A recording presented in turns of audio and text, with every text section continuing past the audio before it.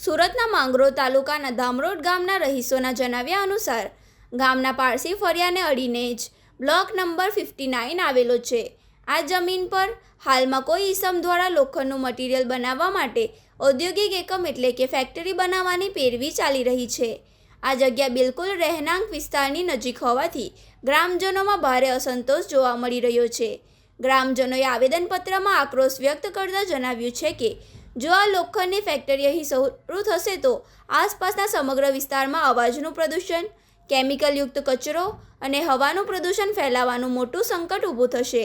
આ પ્રદૂષણ સ્થાનિક લોકોના સ્વાસ્થ્ય માટે ઘાતક સાબિત થઈ શકે તેમ હોવાથી ગ્રામજનોએ આ બાંધકામ સામે સખત વિરોધ નોંધાવ્યો છે અને ફેક્ટરીની ચાલી રહેલી કામગીરીને તાત્કાલિક અસરથી રોકી દેવામાં આવે અને ભવિષ્યમાં પણ રહેણાંક વસ્તીના 500 મીટરના વ્યાસમાં કોઈપણ પ્રકારના ઔદ્યોગિક એકમોને મંજૂરી ન મળે તેવો મક્કમ ઠરાવ કરવામાં આવે અને તંત્ર દ્વારા પગલાં નહીં લે તો જલદ આંદોલન થશે તેવી ચીમકી ઉચ્ચારી હતી।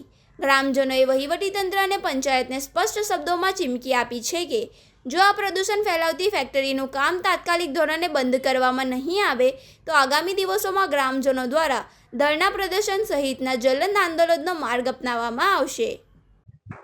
मैं फौजान भाई खानजी आ गामनो वतनी छूं बराबर। हवे अमारा गामने अडीने बिल्कुल गैरकायदेसर कंपनी में बांधकाम चालतुं छे। गामनी पंचायत में कोई जातनुं परमिशन छे नहीं बराबर छे। तेथी टोटली अमारा गामवाळा बधा आ कंपनीनो बहिष्कार करे छे बराबर।